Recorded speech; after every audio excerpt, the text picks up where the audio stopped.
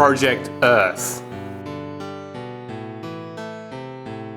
This documentary explains what an open source society is and why it would be better than our current trading, political, religious-based society.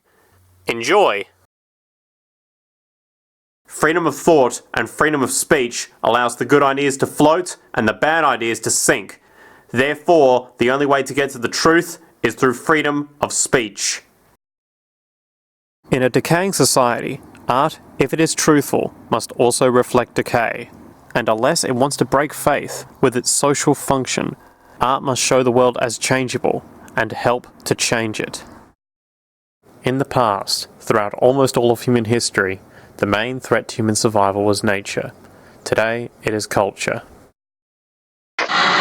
Deadly riots over the government's plan to avoid defaulting on its loans is that the unemployment keeps rising, and it has to keep rising just because you have an excess supply of goods.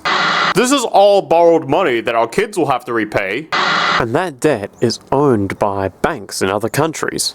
M-O-N-E-Y, in the form of a convenient personal loan. Show me a filter cigarette that delivers the taste, and I'll eat my hat. 45. Malt liquor. Are you hot?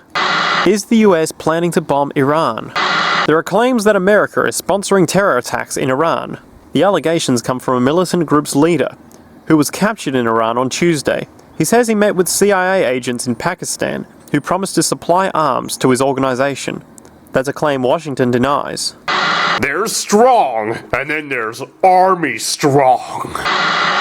There is an analogy that comes from the world of games.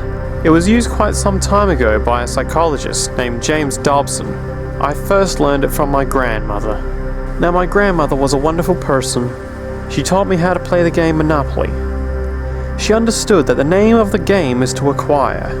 She would accumulate everything she could, and eventually she would become the master of the board. And then she would always say the same thing to me. She'd look at me and she'd say, "One day, you'll learn to play the game." One summer I played Monopoly almost every day, all day long. And that summer, I learned to play the game.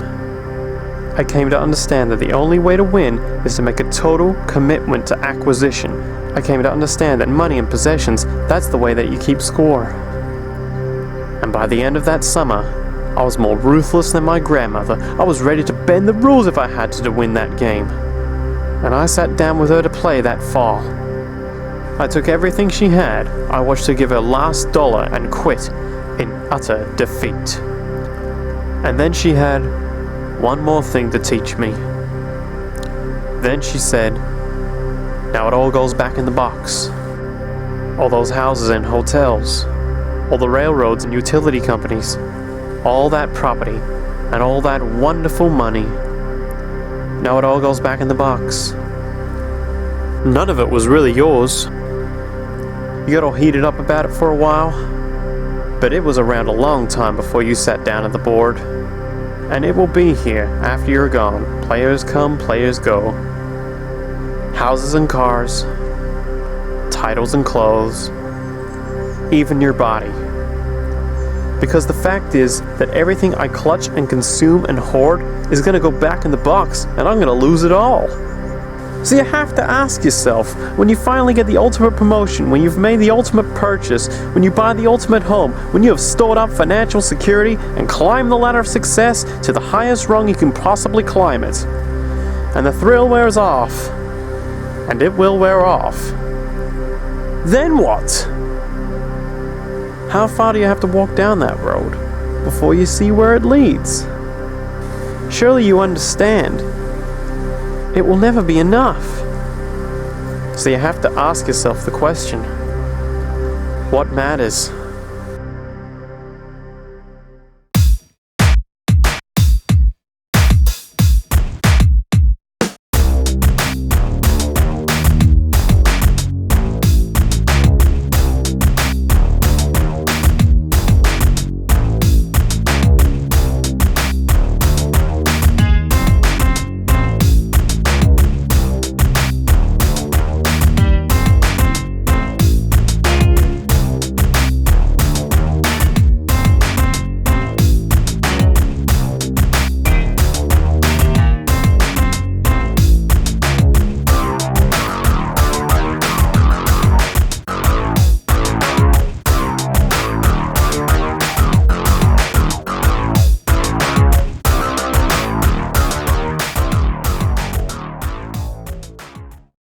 The reason we're here is that it's out of control.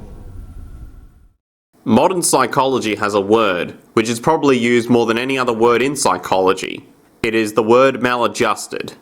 And there are some things in our society which I am proud to be maladjusted.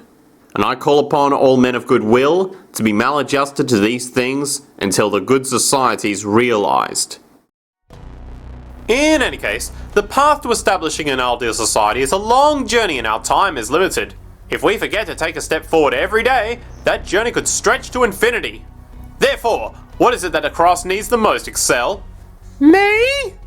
Could it be like money? No, if you mean the valueless currency that is currently being circulated within the current corrupt society, then a cross needs none of that. What do we need? We need resources! Acquiring resources is what we need to successfully realize our ideals. Resources! Let's imagine for a moment we had the option to redesign human civilization from the ground up. What if, hypothetically speaking, we discovered an exact replica of the planet Earth, and the only difference between this new planet and our current one is that human evolution had not occurred. It was an open palette. No countries, no cities, no pollution, no Republicans, just a pristine open environment. So, what would we do? Well, first we need a goal, right? And it's safe to say that goal would be to survive. And not to just survive, but to do so in an optimized, healthy, and prosperous way. Most people indeed desire to live, and they would prefer to do so without suffering. Therefore, the basis of this civilization needs to be as supportive and hence sustainable for human life as possible, taking into account the material needs of all the world's people while trying to remove anything that could hurt us in the long run. With that goal of maximum sustainability understood, the next question regards our method. What kind of approach do we take? Well, let's see. Last I checked, politics was the method of social operation on Earth. So what did the doctrines of the Republicans, Liberals, Conservatives, or Socialists have to say about societal design? Not a damn thing. Okay then, what about religion? Surely the great creator had to have left some blueprints somewhere. Nope, nothing I can find. Okay then, so what's left? It appears something called science. Science is unique in that its methods demand not only that ideas proposed be tested and replicated, but everything science comes up with is also inherently falsifiable. In other words, unlike religion and politics, science has no ego, and everything it suggests accepts the possibility of being proven wrong eventually. It holds on to nothing and evolves constantly. Well, that sounds natural enough to me. Anytime scientists disagree, it's because we have insufficient data. Then we can agree on what kind of data to get, we get that data, and the data solves the problem. Either I'm right, or you're right, or we're both wrong, and we move on. That kind of conflict resolution does not exist in politics or religion. So then, based on the current state of scientific knowledge in the early 21st century, along with our goal of maximum sustainability for the human population, how do we begin the actual process of construction? Well, the first thing to ask is, what do we need to survive? And the answer, of course, is planetary resources. Whether it is the water we drink, the energy we use, or the raw materials we use to create tools and shelter, the planet hosts an inventory of resources, many of which are demanded for our survival. So given that reality, it then becomes critical to figure out what we have and where it is. This means we need to conduct a survey. We simply locate and identify every physical resource on the planet we can, along with the amount available at each location, from the deposits of copper, to the most potent locations for wind farms to produce energy, to the natural freshwater springs, to an assessment of the amount of fish in the ocean, to the most prime arable land for food cultivation, etc. But since we humans are going to be consuming these resources over time, we then realize that not only do we need to locate and identify, we also need to track. We need to make sure we don't run out of any of this stuff. That would be bad. And this means not only tracking our rates of use, but the rates of earthly regeneration as well, such as how long it takes for, say, a tree to grow or a spring to replenish. This is called dynamic equilibrium. In other words, if we use up trees faster than they can grow back, we have a serious problem, for it is unsustainable.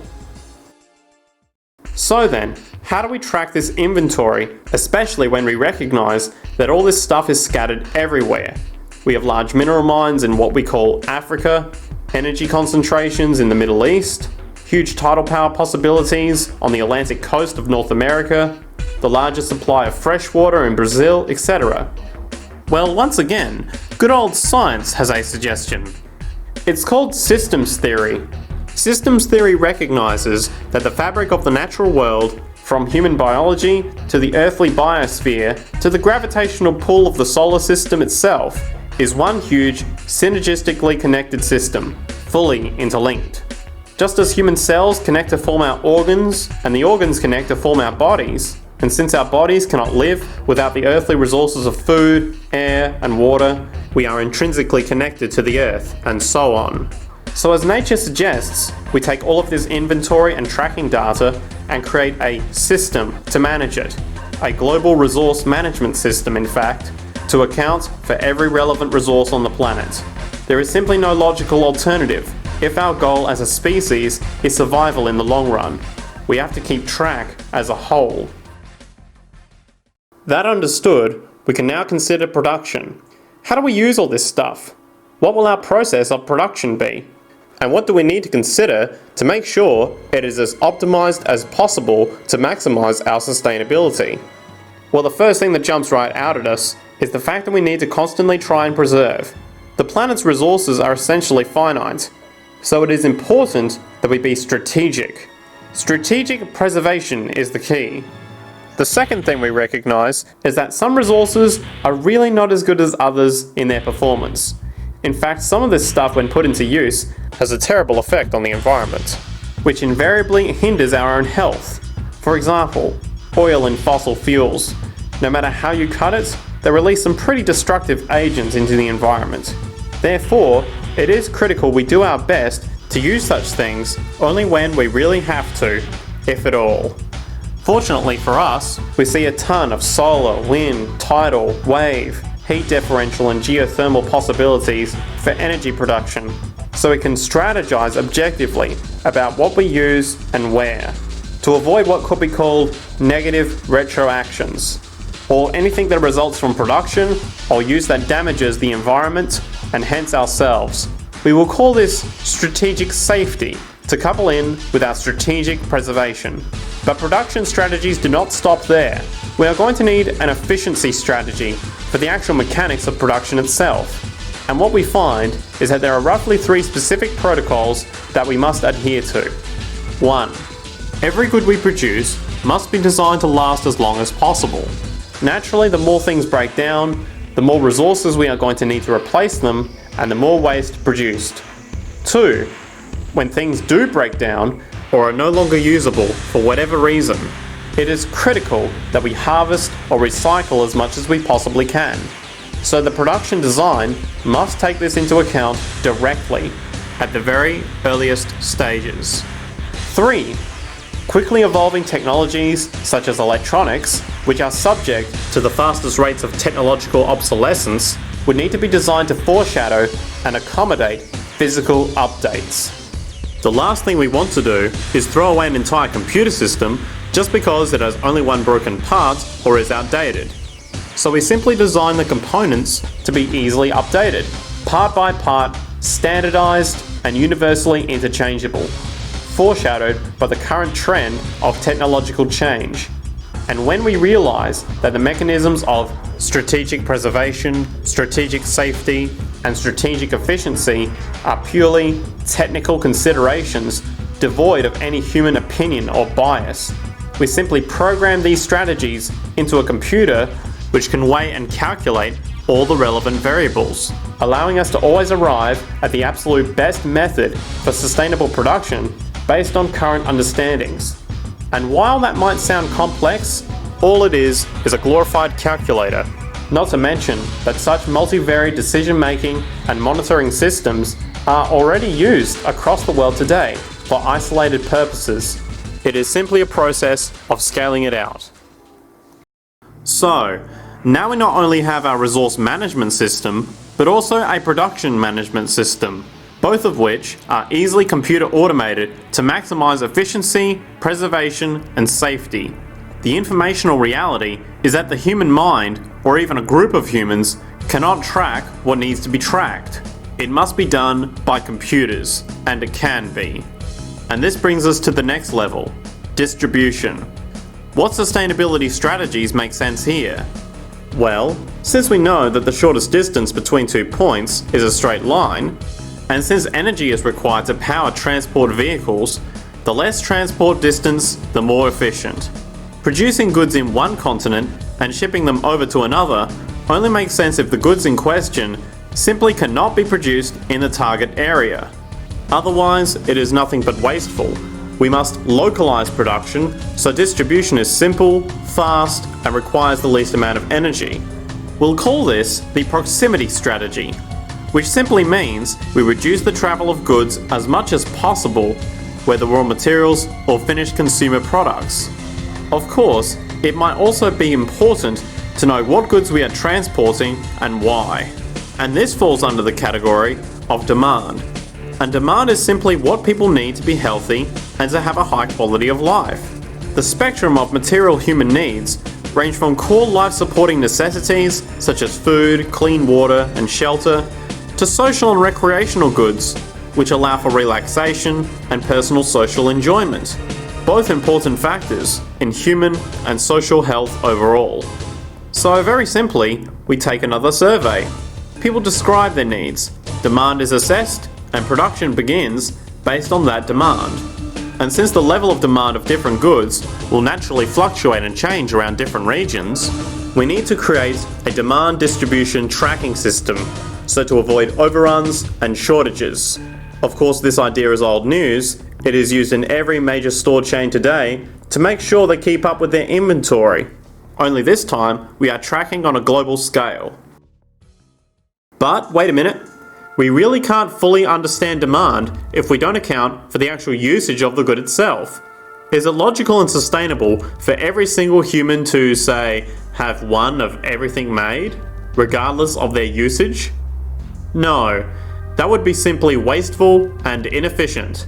If a person has a need for a good, but that need is only for, say, 45 minutes a day on average, it would be much more efficient if that good was made available to them and to others when needed. Many forget that it isn't the good that they want, it is the purpose of that good. When we realize that the good itself is only as important as its utility, we see that external restriction, or what some might call today ownership, is extremely wasteful and environmentally illogical in a fundamental economic sense. So, we need to devise a strategy called strategic access.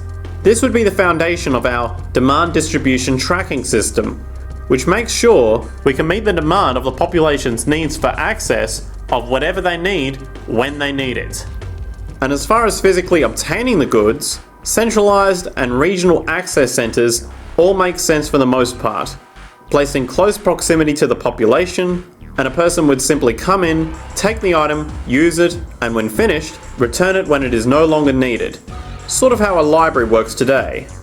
In fact, these centers could not only exist in the community in the way we see local stores today, but specialized access centers would exist in specific areas where often certain goods are utilized, saving more energy with less repeat transport. And once this demand tracking system is in order, it is tied into our production management system, and of course into our resource management system, hence creating a unified, dynamically updating global management machine that simply makes sure we remain sustainable. Starting with securing the integrity of our finite resources, moving to make sure we only create the best, most strategic goods possible, while distributing everything in the most intelligent and efficient way. And the unique result of this preservation-based approach, which is intuitively counter to many, is that this logical, ground-up, empirical process of preservation and efficiency, which can only define true human sustainability on this planet, would likely enable something never before seen in human history: access abundance. Not just for a percentage of the global population, but the entire civilization. This economic model, as was just generalized, this responsible, systems approach to total Earth resource management and processes, designed again to do nothing less than to take care of humanity as a whole in the most efficient and sustainable way, could be termed a resource-based economy, a natural law economy, or an open source society. From open source software to open source hardware, it becomes clear that for scientific advancement to go beyond a certain point, humanity would need to make a significant jump or value shift from a religious, property-based society to an open source, scientifically based society. Religion, the dominion of the human mind. Property, the dominion of human needs. And government, the dominion of human conduct, represent the stronghold of man's enslavement and all the horrors it entails. Any design that someone comes up with would be recorded into a public domain or library, because an invention is actually a discovery, since our reality has already allowed the design to exist. The current social value of claiming ownership is halting our social evolution. Property, as it's currently understood, ignores how our reality works. Nothing can be separated from society. Everything is interconnected. This fact is clearly shown through the man-made enforcement of copyright. It is not a natural law. So, this idea of a resource-based economy was defined in the 1970s by social engineer Jacques Fresco. He understood back then that society was on a collision course with nature and itself. Unsustainable on every level. And if things didn't change, we would destroy ourselves, one way or another. Are all of these things you are saying, Jacques, could they be built with what we know today, or are you guessing based on what we know today? No. All of these things can be built with what we know today. It would take 10 years to change the surface of the Earth, to rebuild the world into a second Garden of Eden. The choice lies with you. The stupidity of a nuclear arms race, the development of weapons, trying to solve your problems politically by electing this political party or that political party, that all politics is immersed in corruption. Let me say it again. Communism, socialism, fascism, the Democrats, the liberals, we want to absorb human beings. All organizations that believe in a better life for man. There are no Negro problems, or Polish problems, or Jewish problems, or Greek problems, or women's problems. They're human problems. I'm not afraid of anybody. I don't work for anyone. No one can discharge me. I have no boss. I'm afraid to live in the society we live in today. Our society cannot be maintained by this type of incompetence. It was great, the free enterprise system, about 35 years ago. That was the last of its usefulness. Now we've got to change our way of thinking or perish. The horror movies of the future will be our society, the way it didn't work. And politics would be part of a horror movie. Well, lots of people today use the term cold science because it's analytical, and they don't even know what analytical means. Science means closer approximations to the way the world really works. So it's telling the truth is what it is. A scientist doesn't try to get along with people. They tell them what their findings are. They have to question all things. And if some scientist comes up with an experiment that shows certain materials have certain strengths, other scientists have to be able to duplicate that experiment and come up with the same results. Even if a scientist feels that an aeroplane wing, due to mathematics or calculations, can hold up a given amount of weight, they still pile sandbags on it to see when it breaks. And they say, you know, my calculations are right, or they are not correct. I love that system because it's free of bias and free of thinking that math can solve all the problems. You have to put your math to test also.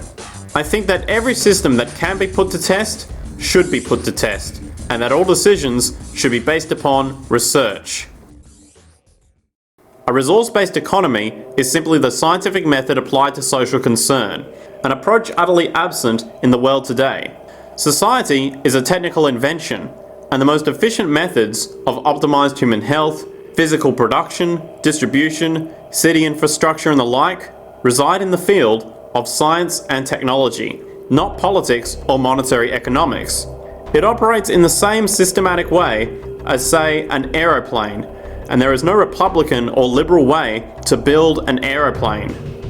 It's not politicians that can solve problems. They have no technical capabilities. They don't know how to solve problems. Even if they were sincere, they don't know how to solve problems. It's the technicians that produce the desalination plants.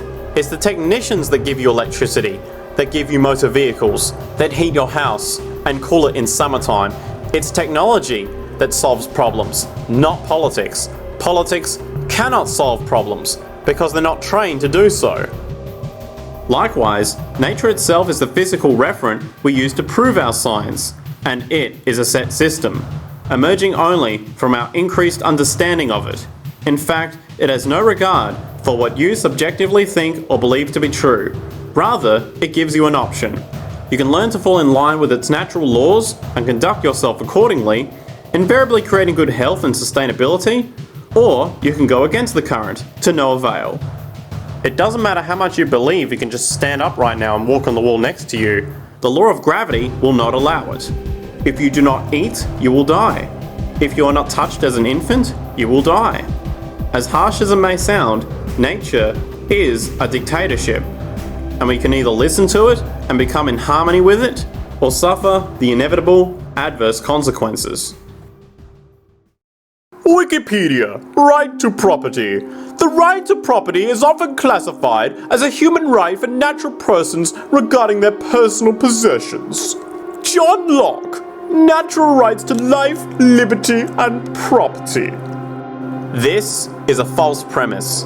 Property intrinsically avoids nature. There's nothing natural about it. This land was purchased legally. You destroyed a natural habitat, drained its resources, then abandoned it to rot. There is nothing legal about that. Arguments for property will be dressed up nicely, yet the contradiction that selfishness equals selflessness will remain. Firstly, Mother Nature provides laws, not rights. Rights are a fictional political ideology.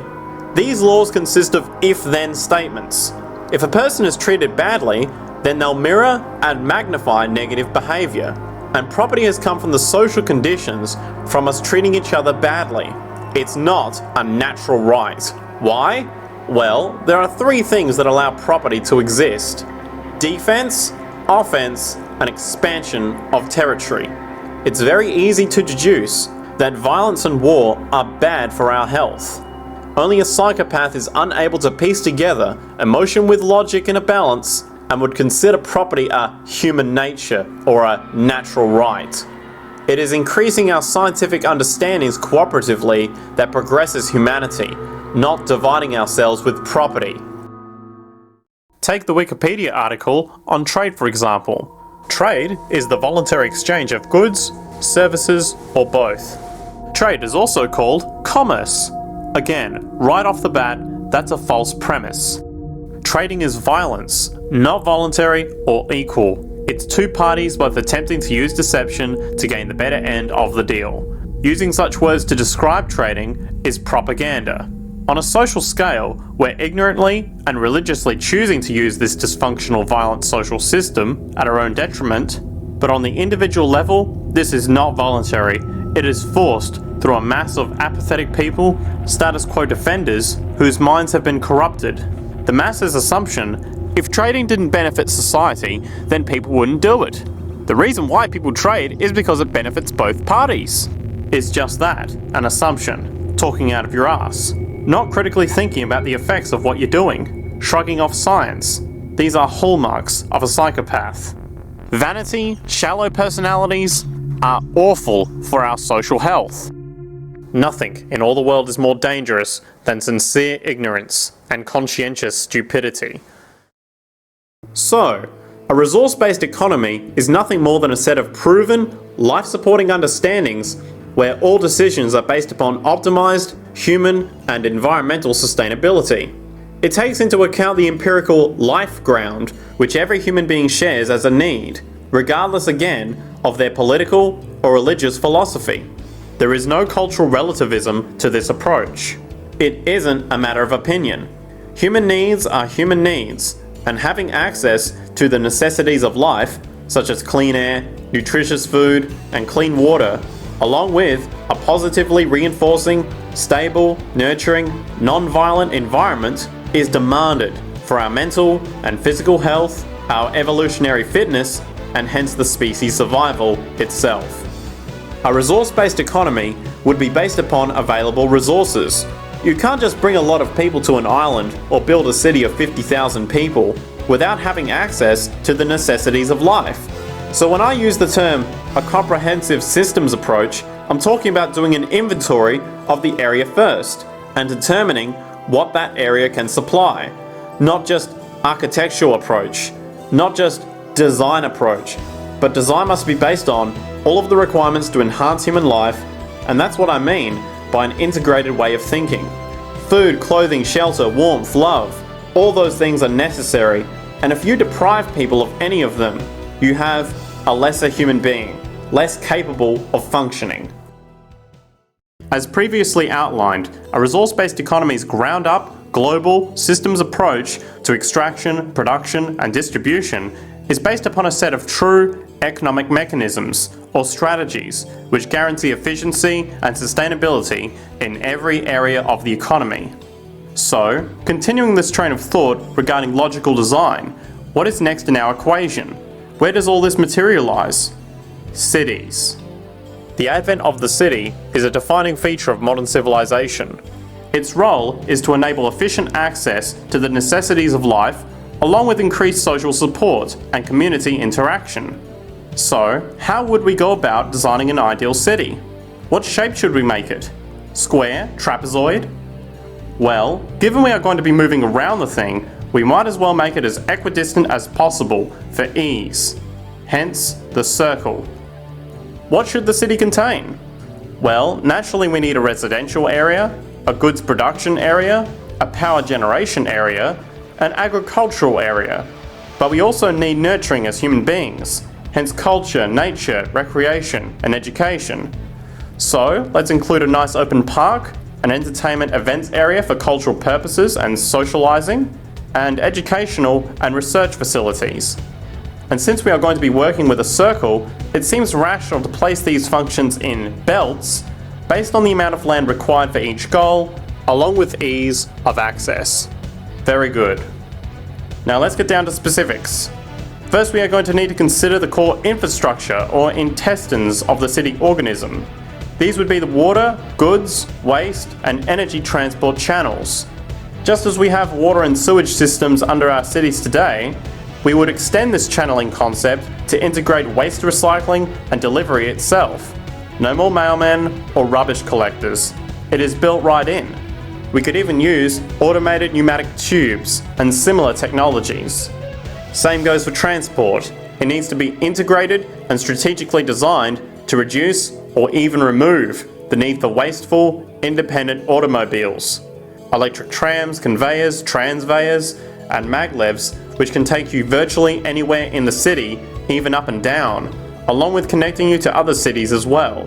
And of course, in the event a car is required, it is automated by satellite for safety and integrity. In fact, this automation technology is in working order right now.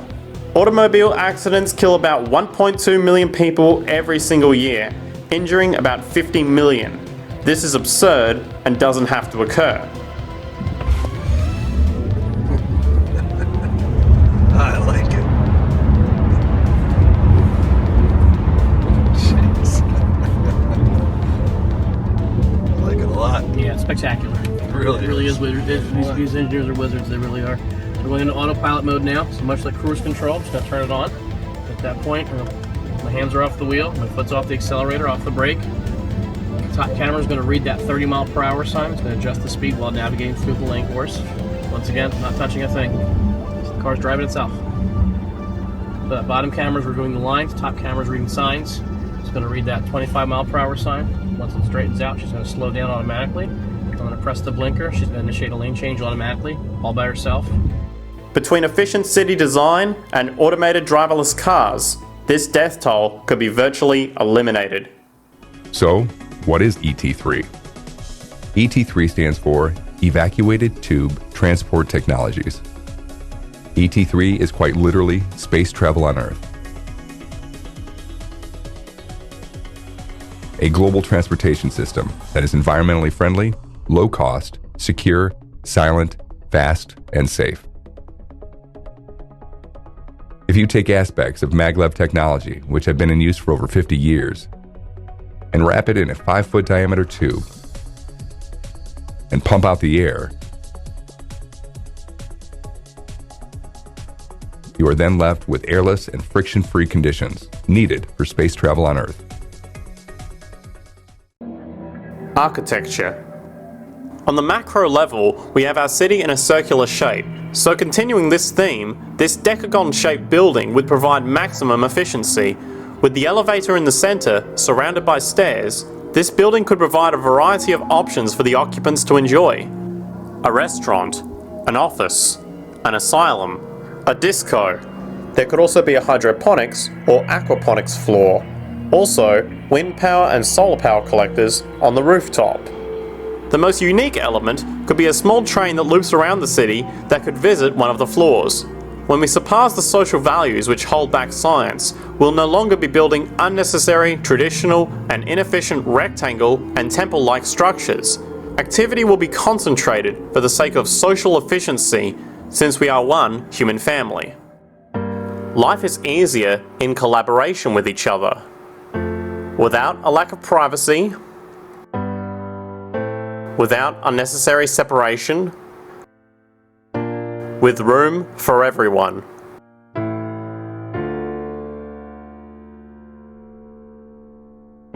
Share the whole with all. The time is right for betterment. Let's build this house now.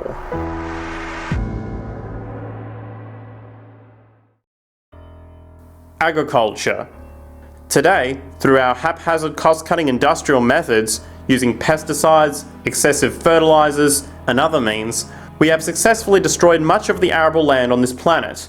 Not to mention, also extensively poisoning our bodies. All the food is poison. All the food is poison.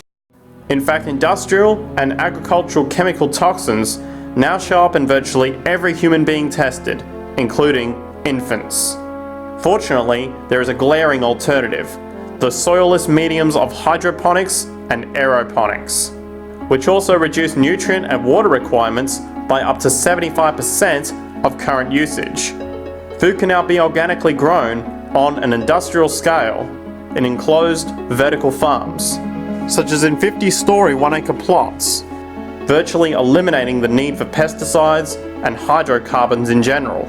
This is the future of industrial food cultivation, efficient, clean, and abundant. So such advanced systems would be, in part, what comprise our agricultural belt, producing all the food required for the entire city's population, with no need to import anything from the outside, saving time, waste, and energy. Aquaponics. So now we're going to share with you guys what an aquaponics system is, and it's pretty much right here. As you guys can see, we got a big tank on the bottom, and this is simply a fish tank. It's holding fish. There's lots of fish growing in there, the tilapia that you can't eat or just keep as pets. And then what happens is the fish are living in the fish tank, and they're getting fed with the fish food, which is the only input in this system. The fish eat the fish food, and then guess what? They create waste, much like us, right? The fish make the pee and the poop, and then that basically gets in the water, and then what they do is they take the water and they pump it up into this top bed. And in this top bed, they pump the water up, and then the water filters through this rock here, the cinder, and it basically filters down and then goes back in and then comes back out and sprays back into the tank there. You can see a little where it's spraying out. And what the plants do is the plants actually filter the fish pee and poop and put it back into the water. Want to feed the world? Let's start by asking, how are we going to feed ourselves? Or better, how can we create conditions that enable every community to feed itself?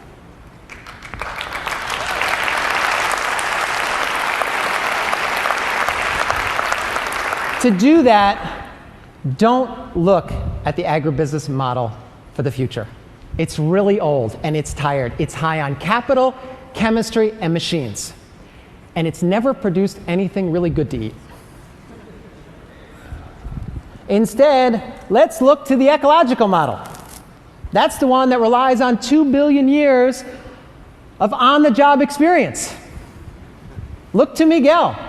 Farmers like Miguel. Farms that aren't worlds unto themselves. Farms that restore instead of deplete. Farms that farm extensively instead of just intensively. Farmers that are not just producers, but experts in relationships. Because they're the ones that are experts in flavor, too. And if I'm going to be really honest, they're a better chef than I'll ever be. Somebody says to me, are you a vegetarian? You know, you don't eat meat, or you eat only organic foods. I used to be a vegetarian till I saw cancer on rabbits, which are vegetarians. I saw cancer on cows, and they found cancer on dinosaur bones. The Venus flytrap closes on insects. This plant is in for a shock. The professor burns a leaf. The plant shows a definite electrical reaction to the flame. And I used to think, well, the thing's a vegetable, doesn't feel anything. Hey, you! Me? Yes, you. You know what'd be good for you? Not eating meat. Oh, okay. Do you wanna know why? Sure. You don't look like this, or this, or this. Oh, okay. Well, I don't look like this, or this, or this either. Pseudoscience. And so we think that's how the brain evolved. We have an opposable thumb. We have a language of maybe 5,000 to 10,000 words. And we have eyesight, that is stereo eyesight, the eyesight of a predator. And predators seem to be smarter than prey. And speaking of energy, the energy belt would work in a systems approach to extract electricity from our abundant renewable mediums, specifically wind, solar, geothermal, and heat differentials, and if near water potentials, tidal and wave power. To avoid intermittency and to make sure a positive net energy return occurs, these mediums would operate in an integrated system, powering each other when needed, while also storing excessive energy to large supercapacitors under the ground, so nothing can go to waste. And not only does the city power itself, particular structures will also power independently and generate electricity through photovoltaic paints, structural pressure transducers, the thermocouple effect, and other current but underutilized technologies. Now, we recently expanded our research facility in Antarctica in the hope of developing cheap, renewable sources of energy that we might eliminate the world's reliance on fossil fuels. Now, it doesn't take a political scientist to see that our Cold War with the Russians isn't ideological. It's based upon fear of not having enough. But if we make resources infinite, we make war obsolete. But of course, this begs the question, how does this technology, and goods in general, get created in the first place? This brings us to production. The industrial belt, apart from having hospitals and the like, would be the hub of factory production. Completely localized overall, it would of course obtain raw materials by way of the global resource management system just discussed, with demand being generated by the population of the city itself. As far as the mechanics of production, we need to discuss a new, powerful phenomenon which was sparked very recently in human history and is on pace to changing everything. It's called mechanization, or the automation of labor. Gentlemen, ladies, the future is now. To bring goods to an exploding global economy and to deliver those goods faster, cheaper, and safer, modern robotics do much of the work in the world's largest seaport, Rotterdam. Moving cargo is a traditional strength of the Dutch, who shuttle more freight in fewer man-hours than any port in the world. And now, the Dutch have modelled the future of cargo management. Completely containerized cargo arrives and departs on ships a third of a mile long, 24 hours a day with short turnaround.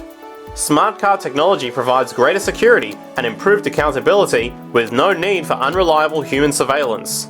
Hey Carv, Isn't technology the fucking bomb? Huh? And global positioning systems guide each container to its proper spot on board or on the docks, while state-of-the-art computers track shipments in every part. Some of the systems you're seeing have already been upgraded. Rotterdam now works 350 million tons of cargo annually, leaving Singapore a distant second. What kind of man hours are the stevedores clocking over there? You know, I don't have those figures handy, I'm sorry. But Rotterdam does employ 4,000 people. 4,000 people to move 350 million tons a year? That's right. That's efficiency, Nat. By eliminating some of the more dangerous work, the Rotterdam technologies have reduced employee work-related accidents and injuries by 60%. I think we can all be pretty happy with that, can't we? Question, yes? You can't get hurt if you ain't working, right?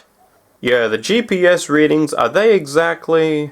No, they work with all kinds of cargo and all kinds of weather. You're talking history, right? I'm talking now. Because down here it's still, who's your old man till you've got kids your own? Then it's, who's your son? But after the horror movie I've seen today, robots! Piers full of robots! My kid will be lucky if he's even punching numbers 5 years from now. Well, if you look around you, you'll notice that almost everything we use today is built automatically. Your shoes, your clothes, your home appliances, your car, and so on. They are all built by machines in an automatic way. Can we say that the society has not been influenced by these major technological advancements? Of course not. These systems really dictate new structures and new needs, and they make a lot of other things obsolete.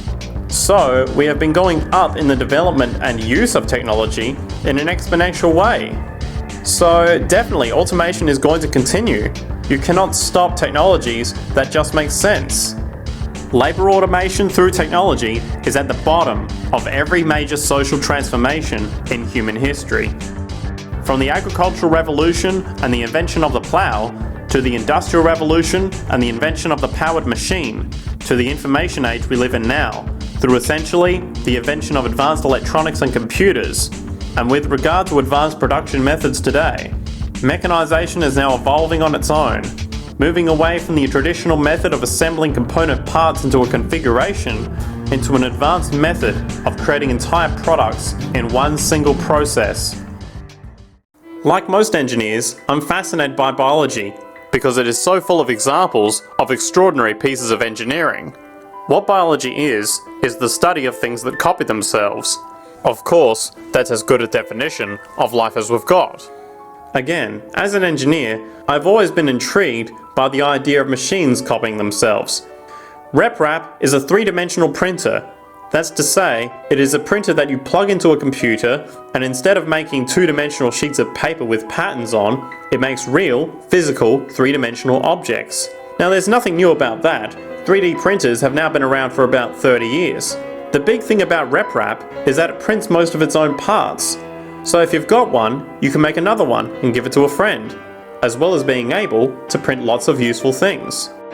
From the simple printing of basic household goods in your home, to the printing of an entire automobile body in one swoop, advanced automated 3D printing now has the potential to transform virtually every field of production, including home construction.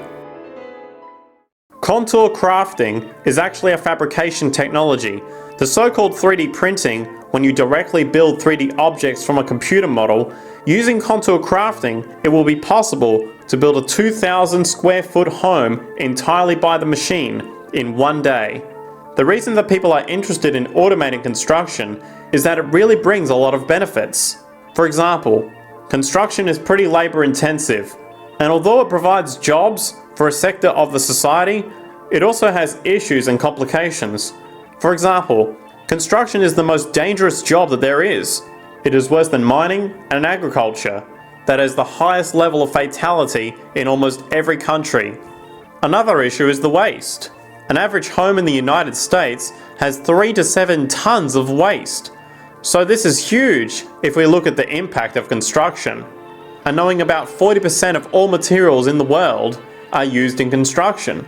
So a big waste of energy and resources, and big damage to the environment as well. Making homes using hammers and nails and wood with the state of our technology today is really absurd, and will go the way of our labour class in regards to manufacturing in the United States. Recently, there was a study by economist David Autor of MIT that states that our middle class is obsolete and being replaced by automation. Quite simply, mechanization is more productive, efficient, and sustainable than human labour in virtually every sector of the economy today. Machines do not need vacations, breaks, insurance, pensions, and they can work 24 hours a day, every day. The output potential and accuracy compared to human labour is unmatched. The bottom line, repetitive human labour is becoming obsolete and impractical across the world. And the unemployment you see around you today is fundamentally the result of this evolution of efficiency in technology. For years, market economists have dismissed this growing pattern, which could be called technological unemployment, because of the fact that new sectors always seem to emerge to reabsorb the displaced workers.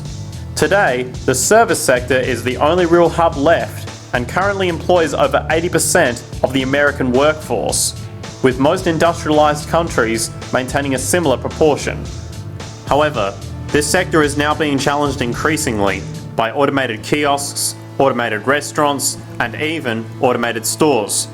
Economists today are finally acknowledging what they have been denying for years.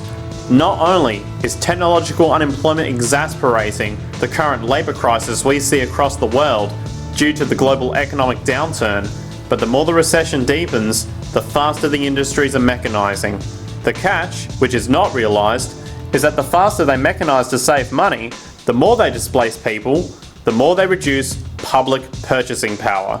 This means that while the corporation can produce everything more cheaply, fewer and fewer people will actually have money to buy anything, regardless of how cheap they become. The bottom line is that the labour for income game is slowly coming to an end.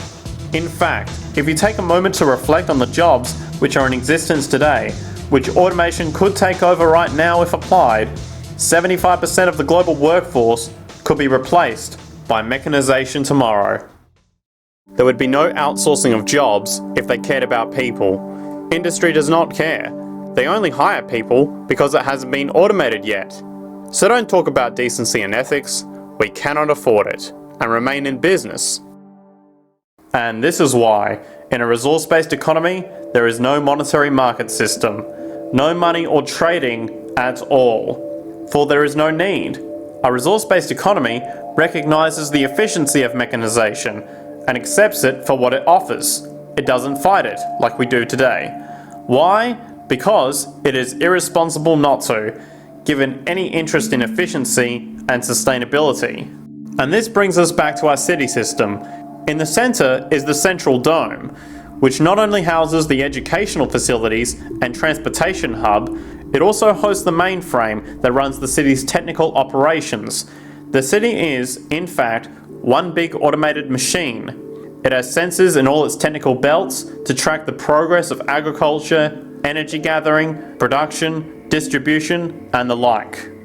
Now, would people be needed to oversee these operations in the event of a malfunction or the like? Most probably yes, but that number would decrease over time as improvements continue. However, as of today, maybe 3% of the city population would be needed for this job when you break it down.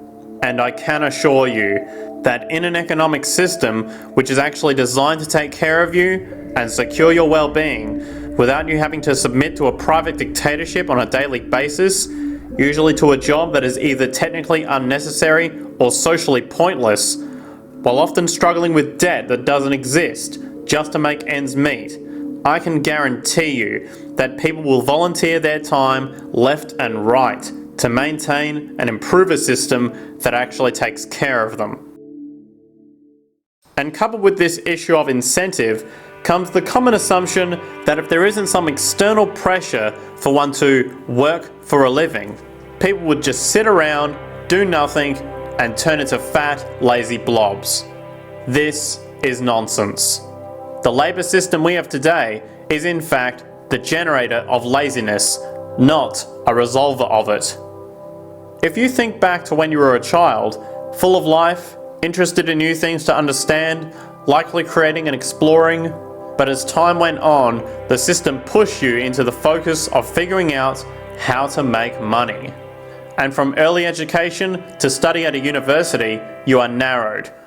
One day I'll be rich from making these actual things in my factory. And then you won't be rich and I'll be non-lonely because I'll have money to keep me company. That's a fucking bad plan. Only to emerge as a creature which serves as a cog in a wheel in a model that sends all the fruits to the upper 1%. We must do away with the absolutely specious notion that everybody has to earn a living. It is a fact today that 1 in 10,000 of us can make a technological breakthrough capable of supporting all the rest. The true business of people should be to go back to school and think about whatever it was they were thinking about before somebody came along and told them they had to earn a living. Scientific studies have now shown that people are, in fact, not motivated by monetary reward when it comes to ingenuity and creation. The creation itself is the reward. You're brought up to believe that you shall earn your living by the sweat of your brow. That holds people back. Drudgery, repetitive jobs make people ignorant. It robs them. In our society, which is a resource-based economy, machines free people. You see, we can't imagine that because we've never known that kind of world. I'm a very, very lazy person. I believe that people shouldn't have to work. So I spend 40 or 50 or 60 hours a week working on trying to remove the need for human beings to do work. Now by this I don't mean creative work, I don't mean interesting work. I think that the human has the absolute right to go and do what they want to do, when they want to do it, as long as that doesn't interfere with anyone else's rights. But I don't see that humans should have to spend 40 or 50 hours a week essentially slaving away doing repetitive mundane tasks that machines could easily do. From efficiency principles being built into software to generate housing designs, to then be printed by a 3D printer, to classical music being generated by software, machines assisting us with our creativity make life increasingly more interesting. It is our ignorant social values, trading, money, religion, and politics that are incompatible with this technological progress. In real terms, anyone caught downloading popular shows like Game of Thrones or House of Cards could be sued for an unlimited dollar sum. And can only more violently clash if we refuse to change. When we surpass the concept of requiring people to do monotonous labour to live, while impossibly competing with technology, and allowing machines to do the boring labour that needs to be done, the incentive that arises will be to improve technology in all its forms. The fear people have of technology is unfounded, as it is us who decides whether we use technology for an ignorant, sick purpose, such as weapons, drones, bombs, etc., or the construction of a society which takes care of itself and the environment. The measure of a civilization is how it treats its weakest members. Currently, machines follow exact, programmed instructions without any conscious thought as to whether they're doing something productive or destructive. On a science fiction tone, if a more conscious machine intelligence arises, it would likely see long-term survival as a more logical choice than, say, the TV show Robot Wars or Battle Bots. This is a projection from our war culture onto technology. Propaganda masking as entertainment. The smarter your kids are, the better my life will be, because they will be contributing more constructively to the environment and to my life, because everything that we devise within a resource-based economy would be applied to society. There would be nothing to hold it back. If people have access to the necessities of life without servitude, debt, barter, trade, they behave very differently. You want all these things available without a price tag. Now then, you gotta have a price tag. What will motivate people? If a man gets everything he wants, he will just lay around in the sun. This is the myth they perpetuate. People in our culture are trained to believe that the monetary system produces incentive. If they have access to things, why should they want to do anything that will lose their incentive? That's what you're taught to support the monetary system. When people have access to the necessities of life, their incentives change. What about the moon and the stars? New incentives arise. If you make a painting that you enjoy, you will enjoy giving it to other people, not selling it. You know, the harder you work, the more you should be paid. But I think that's a very demeaning conception of not only of what work is, but what human beings are like.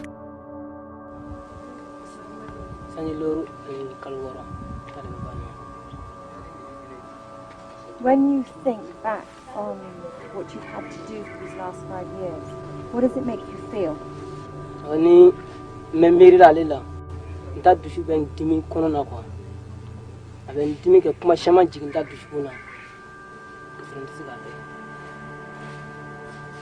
The cocoa goes into making chocolate. Have you ever tasted chocolate?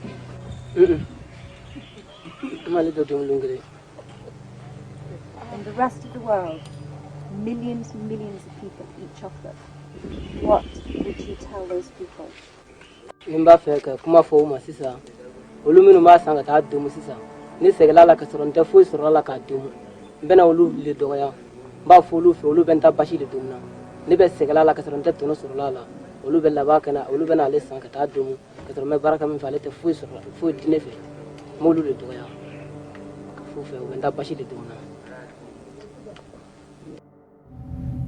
Money doesn't exist in the 24th century.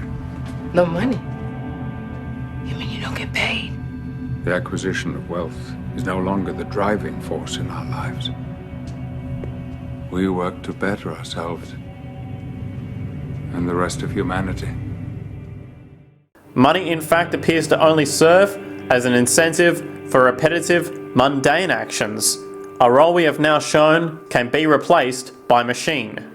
So when it comes to innovation, the actual use of the human mind, the monetary incentive has proven to be a hindrance, interfering and detracting from creative thought.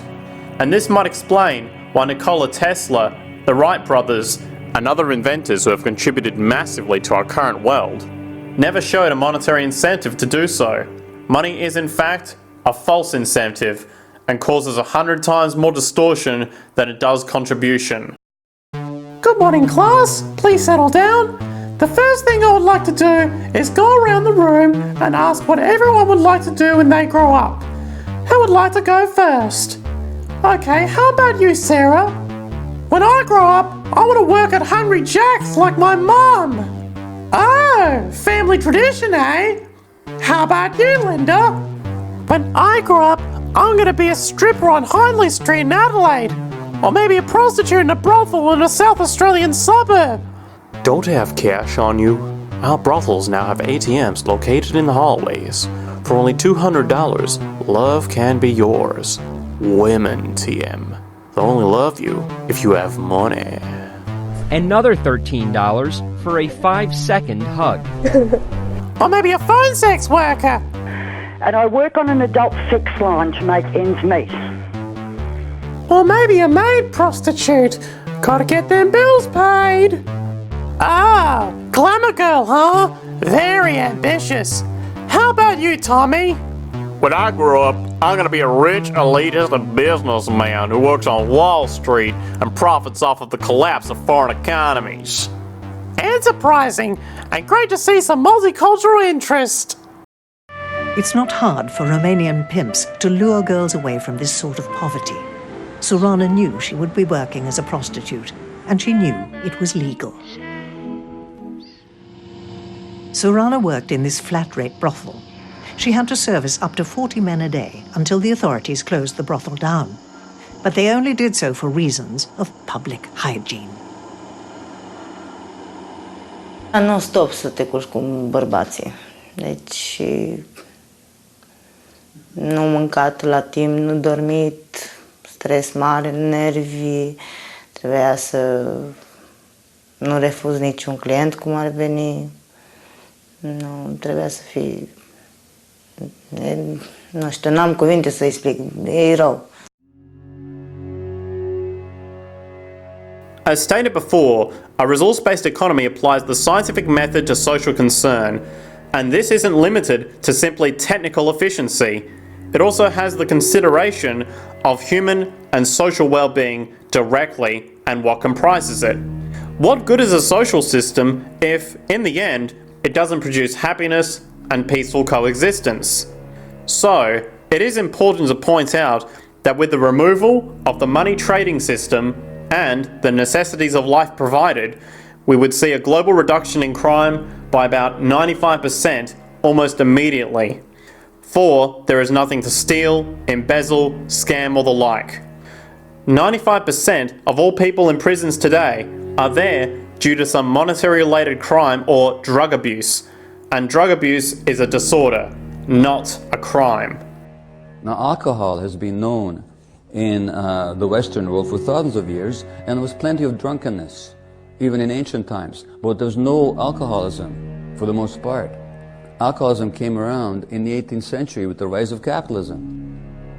You can make a very good case that one of the medical outcomes, or one of the health outcomes of capitalism is addiction.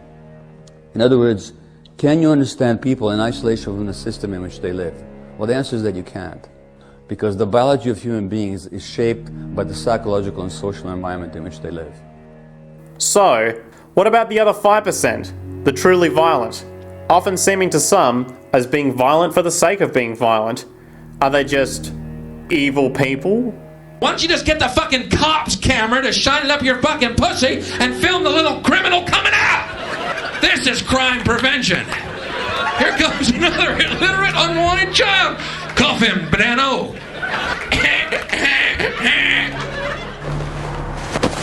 That'll teach him. There is no human nature. There's human behaviour, and that's always been changed throughout history. You're not born with bigotry and greed and corruption and hatred. You pick that up within the society. Sells blames much of his murderous rage on sexual abuse he says he suffered as a child. You also killed children. Some get killed, yes. Now, why would that happen?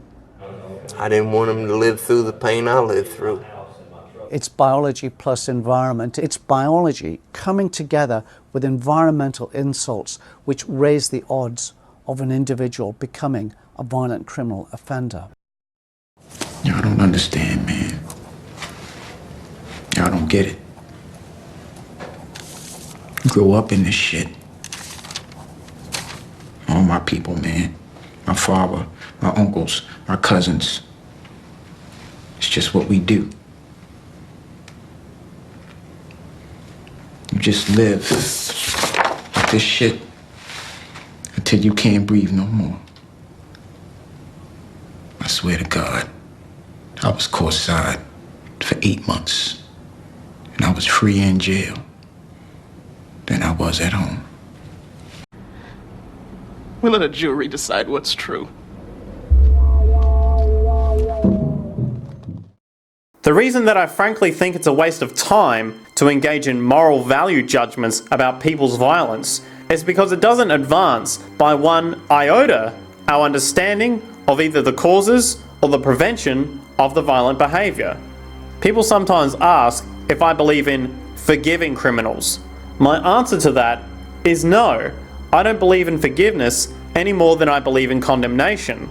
It's only if we as a society can take the same attitude of treating violence as a problem in public health and preventive medicine, rather than as a moral evil. It's only when we make that change in our own attitudes and assumptions and values that we will actually succeed in reducing the level of violence rather than stimulating it, which is what we do now. Such a civilized society, America, where this two-term president refused to pardon Ricky Ray Rector from execution. A man so severely retarded that when the guards interrupted his last meal to lead him to his execution, he assured them it was okay because he would just have to finish it when they got back.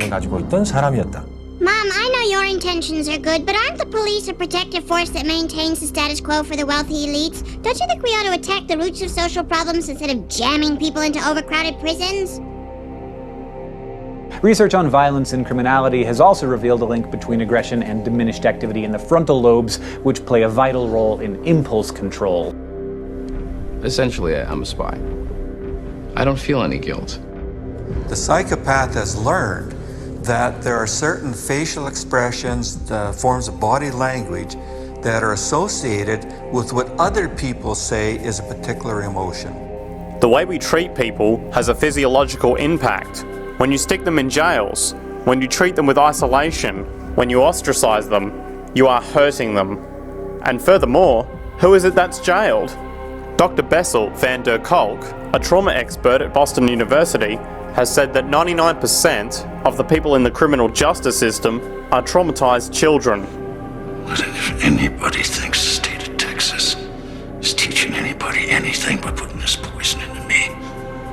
They're even dumber and crueler than I am. Because this isn't right. If you're looking for the guilty, you need only look into a mirror. Last year, there were more corpses on the 3 Law and Order franchises, which are all set in Manhattan. There were more dead people shown on that show than there were actual homicides in Manhattan. There's no such thing as an evil person. There's only sickness and health. We take people who are abused to start with, and then we make them a social enemy. And they're the ones who make up our jail population. So when we try and rescue them if we can, and if we fail to rescue them, then we persecute them for the rest of their lives. The death penalty is the best legislation the government ever put in. The more justice you seek, the more hurt you become. Because there's no such thing as justice. There is whatever there is out there. That's it. In other words, if people are conditioned to be racist bigots, if they are brought up in an environment that advocates that, why do you blame the person for it? They are a victim of a subculture. Therefore they have to be helped. I mean, what is a gun? A gun is a combat weapon, you know? And you want to give people a file to build one. That's right, yeah. Although Cody says he's not willing to go to jail over this, if American laws prevent him from moving forward, he may look for another country whose laws allow it. We've met people who are using this technology to print heart valves, ears, nose, skin. Sure. I'm sure there are people out there who could say, why do you have to print this gun when there are so many positive uses for this technology? For us, we're not makers thinking what's the best thing we can make. It's a political project. How do you achieve universal access to the firearm? The point is, we have to redesign the environment that produces aberrant behavior. That's the problem, not putting a person in jail. That's why judges, lawyers, freedom of choice, such concepts are dangerous because it gives you misinformation that the person is bad or that person is a serial killer. Serial killers are made, just like soldiers become serial killers with a machine gun. They become killing machines, but nobody looks at them as murderers or assassins because that's natural. Better than staying at home, isn't it, sir? Eh? I mean, at home, if you kill someone, they arrest you, eh? They give you a gun and show you what to do, sir. The criminal justice system, which I think is a very apt way of putting it, it's a criminal system. The justice system is criminal. It's based on the very idea that people are making choices when they become addicts. If they're not making choices, why punish them for it? Well, Sean, the law is a man-made construct of rules by which we govern our day-to-day lives. Yes, I think leave the jokes to the evening, David. It's clear that a court of law is fundamentally religious in nature, with conceptions of good versus evil, rather than treating violence as an issue in public health, and recognizing the market social system itself as the encourager of violence. You are amoral, are you not? You are feeding off the violence and the despair of the drug trade. You're stealing from those who themselves are stealing the lifeblood from our city. You are a parasite who leeches off just like you, the culture of drugs. Excuse me? What? I got the shotgun. Got the briefcase. It's on the game though, right?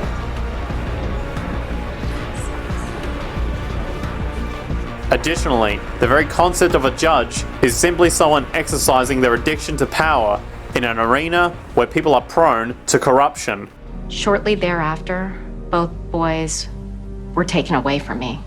No contact with them whatsoever. My judge was retaliating against me for me being vocal. Violence is not an act, it is a process. It transfers and mutates within our species due to our failure to see the truth of our responsibility to each other. The more we violate, exploit, and abuse, the more we can expect the trend to continue. It is a psychological law of nature. So we blame people. We say, well, this guy was a Nazi, he tortured Jews. No, he was brought up to torture Jews. once you accept the fact that people have individual choices and they are free to make those choices, free to make choices means without being influenced, and I can't understand that at all. All of us are influenced in all of our choices by the culture we live in, by our parents, and by the values that dominate. So we're influenced. So there can't be free choices. What's the greatest country in the world? The true answer? I've been all over the world, and I don't know enough about different cultures to answer that question. I don't know anybody that speaks that way. They say, it's the good old USA, the greatest country in the world. There is no survey. Have you been to India? No. Have you been to England? No. Have you been to France? No. Then what do you make your assumptions on? They can't answer. They get mad at you. They say, God damn it, who the hell are you to tell me what to think?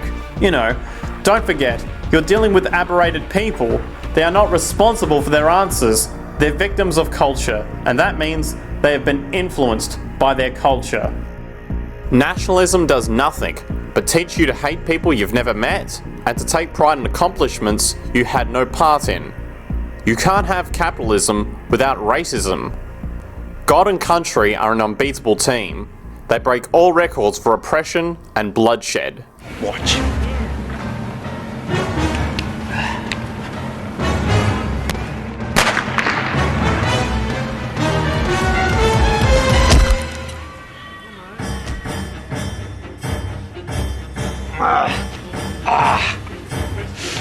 And remember, sports fans, patriotism is a form of racism.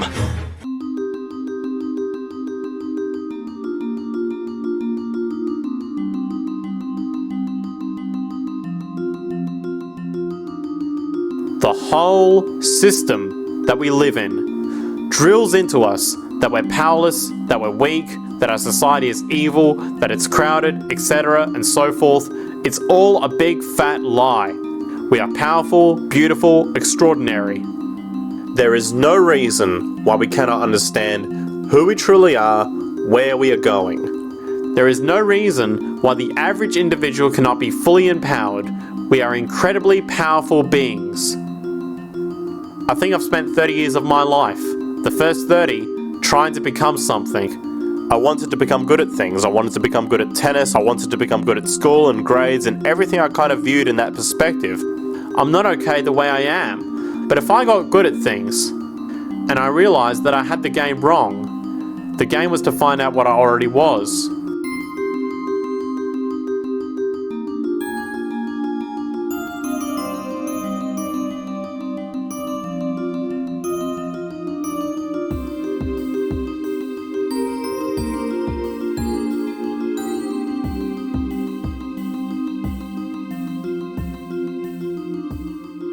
Now in our culture, we've been trained for individual differences to stand out. So you look at each person and immediately it is brighter, dumber, older, younger, richer, poorer, and we make all these dimensional distinctions, we put them in categories and treat them that way. And we get so that we only see others as separate from ourselves in the ways in which they're separate. And one of the dramatic characteristics of experience is being with another person and suddenly seeing the ways in which they're like you, not different from you. And experiencing the fact that which is essence in you, in which is essence in me, is indeed one. The understanding that there is no they, there's no other. It is all one. And I wasn't born Richard Albert, I was just born as a human being. And then I learned this whole business of who I am and whether I'm good or bad or achieving or not. All that's learned along the way.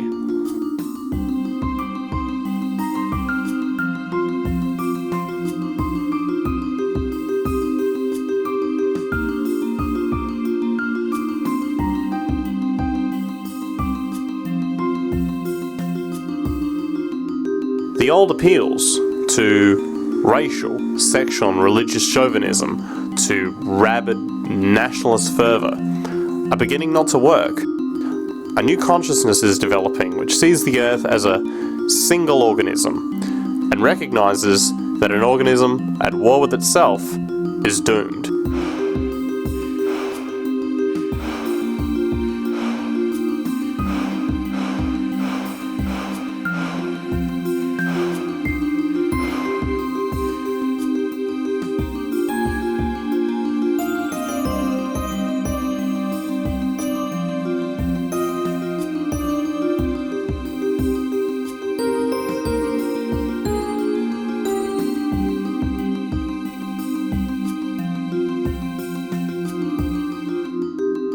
Bill Hicks used to finish his shows with this. Life's like a ride in an amusement park, and when you go on it you think it's real because that's how powerful our minds are. And the ride goes up and down and round and round. It has thrills and chills and it's very brightly coloured. And it's very loud and it's fun for a while. Some have been on the ride for a long time and they begin to question, is this real or is this just a ride? And others have remembered and they come back to us and they say, hey, don't worry, don't be afraid ever, because this is just a ride. And we kill those people. Shut him up. I've got a lot invested in this ride. Shut him up. Look at my furrows of worry. Look at my big bank account, my family. This has to be real. It's just a ride. But we always kill those good guys who try and tell us that. You ever notice that? And let the demons run amok? But it doesn't matter because it's just a ride. And we can change it any time we want. It's only a choice. No effort, no work, no job, no savings and money. Just a choice right now between fear and love.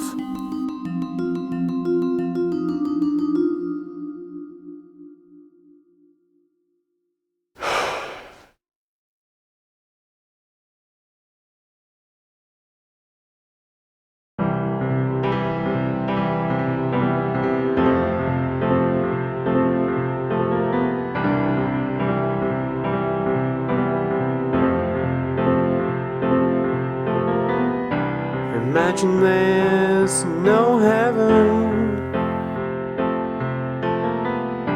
It's easy if you try.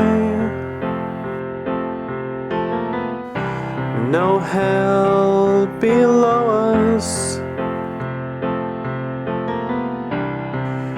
Above us only sky. Imagine all the people living for today.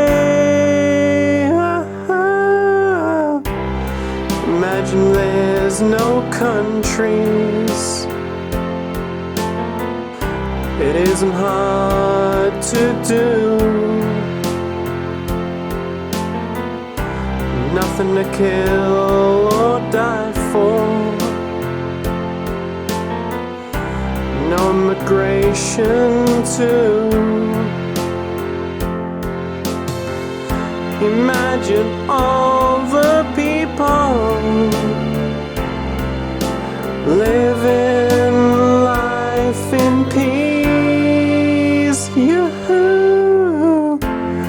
You may say I'm a dreamer,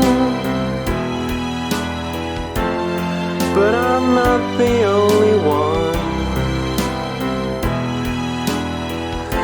I hope someday you'll join us, and the world will be as one. Imagine no possessions. I wonder if we can. No need for greed or hunger. Our brotherhood and sisterhood of man. Imagine all the people sharing all the world.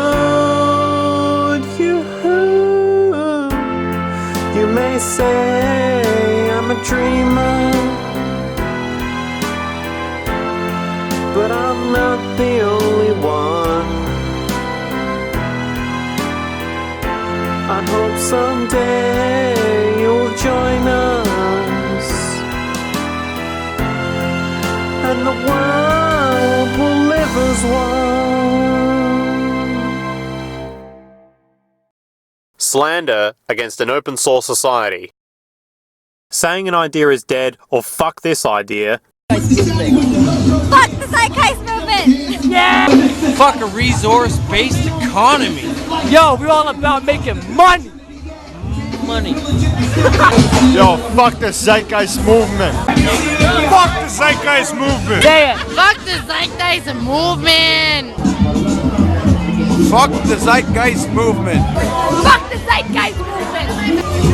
Fuck the Zeitgeist movement. It's about money. Easy. Money. Fuck the Zeitgeist movement, cause we're about making money. Fuck the Zeitgeist movement, cause we're about making money. Yo, I made $250 today for fucking 5 hours. What about equal base economy? Fuck you. Fuck your resource-based economy. Fuck the Zeitgeist movement.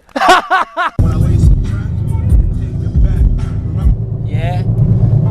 You motherfuckers say you want to burn churches and burn banks? That's pretty fucking lunatic to me. I thought the idea was bad enough, let alone fucking wanted to burn churches and banks to do that shit, you know what I'm saying? That shit's just wrong. That's horrible. Disgusting. Nowhere in this film do I suggest people go and burn banks or burn churches. I fucking burn the beliefs that support these institutions though, sure. Religious-based institutions can only exist through people believing in them, unlike natural laws. This market society runs on ignorance. If you actually give society an informed choice between being fucked in the ass by a society that doesn't give a shit about you, versus a scientifically based society focused on human and environmental concern, well, it's up to the audience to decide. I know. See how you go with whatever Mr. Cunt says. Because I'm a capitalist, I will take that deal. I will sell my soul for a better camera. And if you worship me, I will give you a recording deal. Hey yo, half of the fucking Zeitgeist movie was of this one dude named Jack Fresco. So he's like he's the one that actually introduced your resource-based economy. All Jack Fresco did was introduce the resource-based economy, and old Peter Joseph did was introduce the money is bad shit. Well, let's see what the fuck Jack Fresco, the biggest part of your movement, has to say about what your movement knows. The Zeitgeist movement knows nothing. Oh, that's easy. Fuck Jack Fresco then. I support an open source society anyway, not a resource-based economy, TM. I work hard for a living, man, and if we can find out a better way to make money, to better our lives, fuck the Zeitgeist movement. Wait. Well, straight up, fuck money! So-called critics of my film have got it completely ass backwards. Money does not improve our lives. This nigga's probably been selling cigarettes and guns to newborn babies. Really improving people's lives? Cunt! We ain't following your movement because I like fucking making money. Lunatic fringe. Pull up. Gun, nigga, bang, bang, bling. I'm a nigga, you're a nigga, gun, got my gun. Gun, nigga, bang, bang, bling. I'm a nigga, you're a nigga, gun, got my gun. I grab your bum and set off my gun. Me and my niggas have so much fun.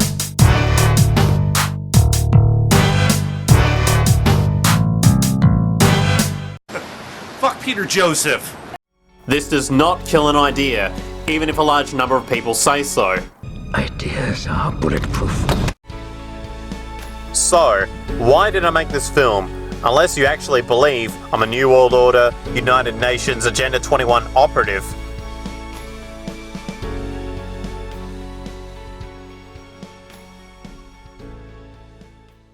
Well, because I want babes draped over me like Peter Joseph.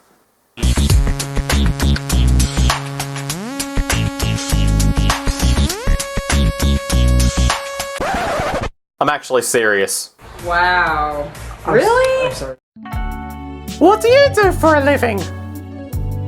I made a documentary which advocates an open source society. Ha ha ha ha ha! Love costs money. Do you have any money?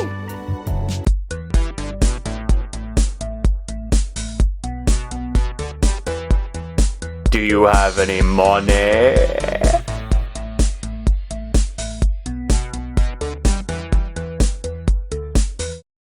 Love costs money. I got married this year. That's great. I had to buy an engagement ring, and I have incredibly poor taste in jewelry. I would have preferred just handing my wife the money. Here, will you marry me? No? How much more? Do you take Visa? Yeah, I've got a bit of money. Let me see.